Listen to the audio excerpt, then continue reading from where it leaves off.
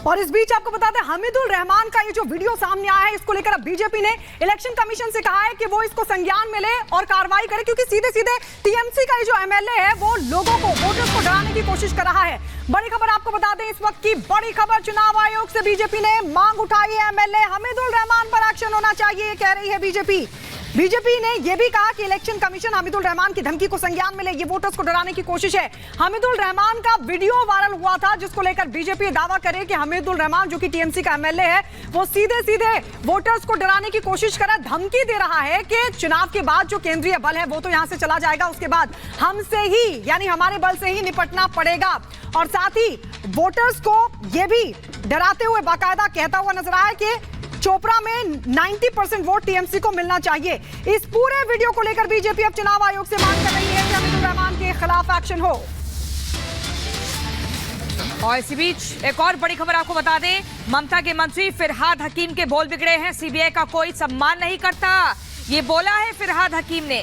Traffic police की तरह CBI का भी सम्मान नहीं, सीबीआई को संदेशखाली मुद्दे की जांच का आदेश दिया गया है। बड़ी खबर आपको बता रहे हैं, आप देख रहे हैं टीएमसी के प्रत्याशी नेता किस तरीके से बयान दे रहे हैं, लोगों को भड़काने वाले। और सीधे तौर पर यहां पर फिरहाद हकीम ने कहा कि सीबीआई का कोई सम्मान नहीं करता है। এখন আর সিবিআই এর কোনো অস্তিত্ব নেই, তার কারণ ওই জুজুর ভয় একবার হয়, দুবার হয়, তিনবার হয়। এখন তো সিবিআই কে যা তৈরি করে দিয়েছে বিজেপি, এখন ট্রাফিক পুলিশকে যেরকম মানুষ আর মানে না, সিবিআই কেও মানে না। ট্রাফিক পুলিশকে যেরকম আমরা খুব সিরিয়াসলি ভয় পাই না, আগে সিবিআই কে আমরা ভয় পেতাম। একটা সিবিআই মানে বছরে দু বছরে একবার একটা সিবিআই হতো, সিবিআই হচ্ছে। এখন কিছুটা চ্যানেলে সিবিআই কে ভয় পায়, কিন্তু মানুষের মধ্যে আর সেই এটাও নেই, তার কারণ তাদের কোনো নিট ফল নেই, আজ পর্যন্ত কোনো ইনভেস্টিগেশনের ফল নেই। तो ये आपने सुना ममता के मंत्री जिनके बिगड़े बोल सीबीआई को लेकर क्या कुछ बोल रहे थे। लेकिन ममता बनर्जी के बंगाल में बार बार हिंसा होती है, कभी चुनावों के बाद तो कभी हिंदुओं के धार्मिक उत्सव के दौरान हिंसा होती है। और अब चुनाव से पहले बार बार ममता बनर्जी ऐसे ही इशारे कर रही हैं और ये बता रही हैं कि कभी भी बंगाल हिंसा की आग में झुलस सकता है। और ऐसे में सवाल ये उठता है कि आखिरकार रामनवमी के पहले ममता बनर्जी को कैसे पता कि हिंसा होने वाली है। और सवाल ये भी उठता है कि ममता बंगाल में हिंसा भड़काने का क्या डर दिखा रही है, या फिर टीएमसी के कार्यकर्ताओं को हिंसा भड़काने के लिए वो कहती हुई नजर आ रही है। क्या है रामनवमी पर ममता का ये पूरा प्लान, आइए इस रिपोर्ट के जरिए आपको दिखाते हैं। कोई दंगा करने अगर आते हैं, आप चुपचाप रहो। ममता बनर्जी को सच में हिंसा का डर सता रहा है, या वो टीएमसी कार्यकर्ताओं को हिंसा के लिए भड़का रही हैं? आखिर बंगाल में अगले कुछ दिनों ऐसा क्या होने वाला है जिसे लेकर ममता बार बार हिंसा का जिक्र कर रही हैं? अरे लोग, किसका नाम पे आपको नाम है दंगा करने चाहता है?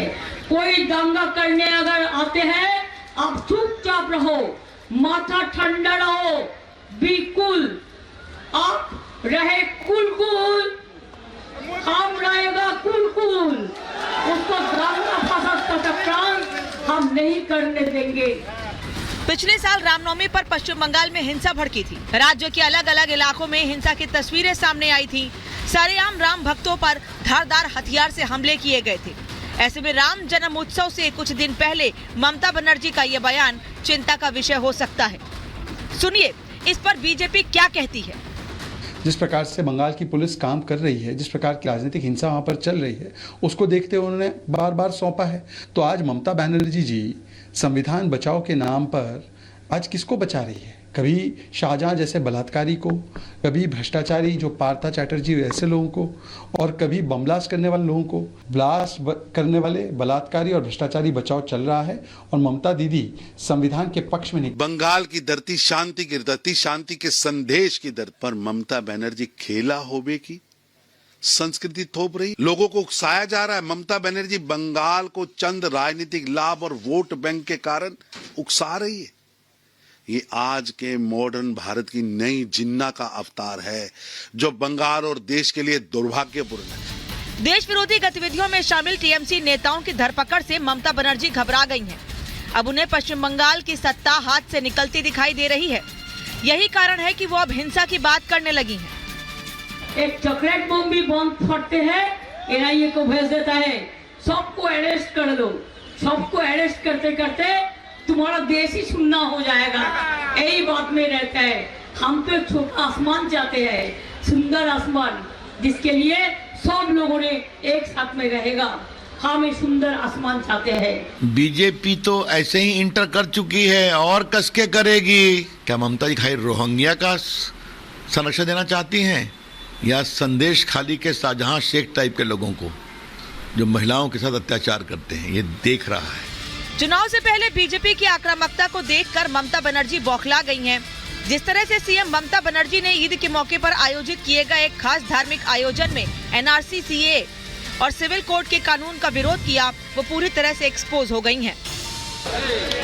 তুমি আমার গলা কেটে দিতে পারো, কিন্তু আমি একটা বিশ্বাস করি, मुद्दा लाख बुरा चाहे तो क्या होता है, वही होता है जो मंजूर खुदा होता है। एक बम ब्लास्ट हुआ था 22 में भूपति नगर में, 3 लोग मारे गए।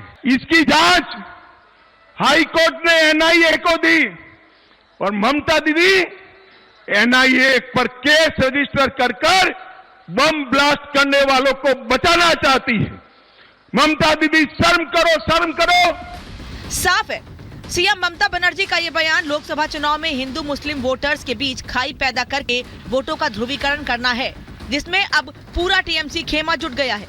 लेकिन हैरानी ये है कि एक तरफ जहां टीएमसी के नेता बीजेपी नेताओं पर बंगाल का माहौल खराब करने का आरोप लगा रहे हैं, तो दूसरी तरफ खुद सीएम और उनकी पार्टी के नेता धार्मिक मंच से हिंदू मुस्लिम के बीच खाई पैदा करने वाला बयान दे रहे हैं। मौसम बदलना चाहिए। जो हिंदू को मुसलमान से लड़ाए और एक भाई को भाई से लड़ाए, आने वाले दिन उसका विसर्जन और जनाजा निकलना चाहिए। ये तो पहले से ही हम बोलते आ रहे हैं कि सीएए में किसी की भी नागरिकता जाने वाली नहीं है। ये नागरिकता देने वाली कानून है। ममता बनर्जी लोगों को डर बैठा रही है, सीएए होगा, मोदी जी फिर से प्रधानमंत्री बनेंगे। राम जन्म उत्सव और लोकसभा चुनाव से ठीक पहले ममता बनर्जी का ये बयान बड़ा सियासी मुद्दा बनता दिखाई दे रहा है। मुस्लिम वोटर्स को साधने के लिए ममता बनर्जी सीएए और एनआरसी के खिलाफ खुलकर मैदान में उतर गई हैं। ऐसे में देखना ये होगा कि ममता दीदी के इस वार का बीजेपी क्या जवाब देती है। Bureau report, Republic Bharat. और अब चलिए अपने दर्शकों को हम बता देते हैं कि जो राजनीति में दिग्गज नेता हैं उनकी रैलियां कहां हैं। चुनाव अपडेट में जम्मू कश्मीर के उधमपुर की बात करें तो प्रधानमंत्री नरेंद्र मोदी यहां पर जनसभा को संबोधित करेंगे और पीएम मोदी लगातार ताबड़तोड़ प्रचार कर रहे हैं। राजस्थान के बाड़मेर में भी प्रधानमंत्री नरेंद्र मोदी की आज रैली होगी। राजस्थान के दौसा में पीएम मोदी का एक लंबा रोड शो होगा। इसके बाद चुनाव अपडेट में मुरादाबाद की अगर हम बात करें तो गृह मंत्री अमित शाह यहां पर जनसभा को संबोधित करेंगे और साथ ही अमित शाह के तमिलनाडु के मदुरै में भी एक लंबा रोड शो है। वहीं मुख्यमंत्री योगी आदित्यनाथ की बात करें तो सहारनपुर और कैराना में जनसभा को संबोधित करेंगे, लोगों के बीच जाएंगे। लेकिन केंद्रीय रक्षा मंत्री की बात करें राजनाथ सिंह चमोली, चंपावत, उधम सिंह नगर में भी रैली करेंगे। इसके अलावा बीजेपी के राष्ट्रीय अध्यक्ष जेपी नड्डा की छिंदवाड़ा, सीधी और गोंदिया में जनसभा है। इस साथ ही आपको बता दें अखिलेश यादव जो है सपा के अध्यक्ष, वो पीलीभीत में अखिलेश यादव की चुनावी जनसभा है, वहां पर पहुंचेंगे। तो चुनावी कार्यक्रम पूरा दिन भर का क्या है, चुनावी अपडेट में हमने आपको ग्राफिक्स के जरिए बता दिया है। लेकिन इसी बीच अगली बड़ी खबर क्या है वो आपको सहयोगी गायत्री बताएंगी।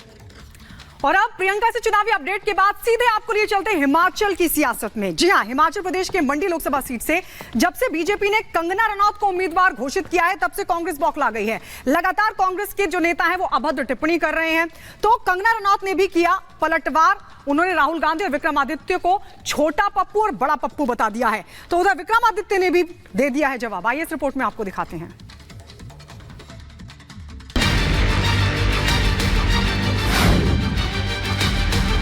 ये कोई किसी फिल्म की प्रमोशन नहीं है कि आपने 2 महीने में फिल्म बना दी। बड़ा पप्पू है दिल्ली में, लेकिन हमारे यहाँ पे भी एक छोटा पप्पू है।